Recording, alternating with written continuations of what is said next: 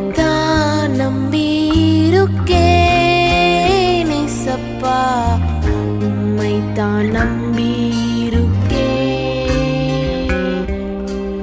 உம்மை மட்டும் நம்பியிருக்கேன் ஏசப்பா, உம்மை மட்டும் நம்பியிருக்கேன்.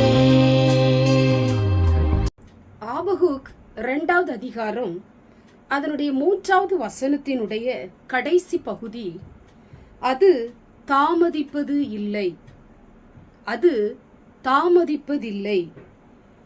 எனக்கு அன்பான தேவ பிள்ளைகளே, இந்த நாளிலும் கூட இந்த வார்த்தை கேட்டுக்கொண்டிருக்கிற நீங்கள் ஆசீர்வாதத்தை எதிர்பார்த்து கொண்டிருக்கலாம். ஆண்டவர் இந்த நாளிலே உங்களை நிச்சயமாய் ஆசீர்வதிக்க போகிறார். நீங்கள் ஆசீர்வதிக்கப்பட போகிறீர்கள். உங்களுடைய வருத்தங்கள், வேதனைகள் எல்லாம் மறைய போகிறது. உங்க முகத்துல ஒரு மகிழ்ச்சி கடந்து வரும்படியாக ஆண்டவர் உங்க வாழ்க்கையை அவர் ஆசீர்வதிக்க போகிறார். ஆண்டவர் உங்களுக்கு அநேக வாக்குத்தத்தங்கள் கொடுத்திருக்கலாம். வாக்குத்தத்தங்களுக்கும் உங்களுக்கும் சம்பந்தம் இல்லாமல் இருக்கலாம். வாக்குத்தத்தம் பெரிதாக இருந்தாலும் உங்க வாழ்க்கையிலே சிறிதளவு கூட ஆசீர்வாதம் இல்லாதபடி நீங்கள் வாழ்ந்து கொண்டிருக்கலாம். வேலை தேடியும் வேலை கிடைக்காமல் இருக்கலாம். திருமணத்திற்கான காரியங்கள் ஆயத்தப்படாமல் இருக்கலாம்.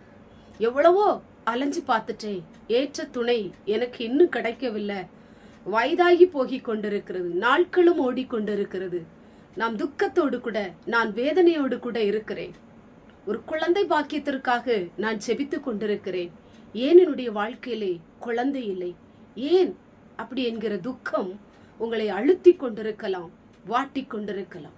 இன்னும் அநேக காரியங்களை குறித்து நீங்கள் அழுது கொண்டிருக்கலாம். இந்த நாளிலும் கூட உங்களுக்கு அவர் கொடுத்த வாக்குத்தத்தங்கள் ஒரு நாளும் வீணாய் போவதே இல்லை. நிச்சயமாய் அது உங்க வாழ்க்கையில நிறைவேற போகிறது. ஆண்டவர் உங்களை ஆசீர்வதிப்பேன் என்று அவர் வாக்கு கொடுத்திருந்தாரானால் நிச்சயமாய் அது உங்க வாழ்க்கையில நிறைவேறும்.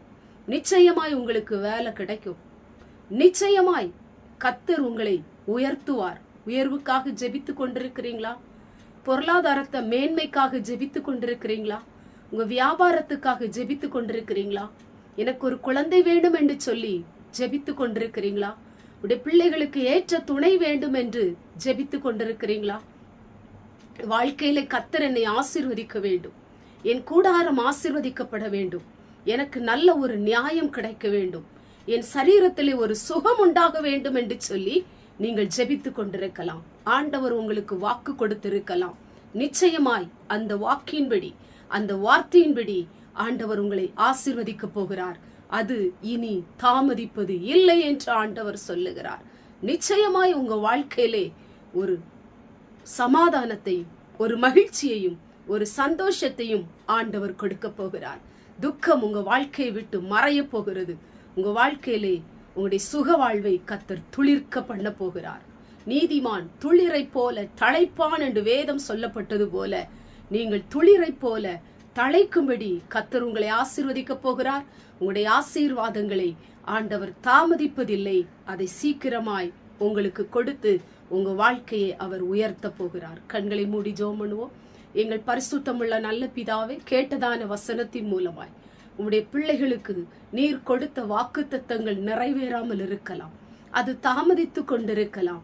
ஆனாலும் இந்த நாளிலே ஆண்டவர் கொடுத்த வார்த்தையின்படி அது தாமதிப்பது இல்லை என்று வேதம் சொல்லப்பட்டது போல, எவ்வளோ நாட்களா நான் ஓடிக்கொண்டிருக்கிறேன், எனக்கு ஒரு நல்ல வேலை கிடைக்கல ஆண்டவரே, பல காரியங்களுக்காக நான் முயற்சி செய்து கொண்டிருக்கிறேன், எதுவுமே எனக்கு நிறைவேறல, வாழ்க்கையில ஏன் இப்படி நடக்கிறது என்று சொல்லி அழுது கொண்டிருக்கிற நம்முடைய பிள்ளைகளுடைய வாழ்க்கையிலே ஆண்டவரே நீர் அவர்களுக்கு ஒரு அற்புதத்தை செய்ய போவதற்காய் ஸ்தோத்திரம். இனி தாமதிப்பது இல்லை என்று சொன்ன வார்த்தையின்படி அவர்களை ஆசீர்வதிக்க போவதற்காய் ஸ்தோத்திரம். இயேசுவின் மூலம் ஜெபிக்கிறோம் பிதாவே, ஆமென்.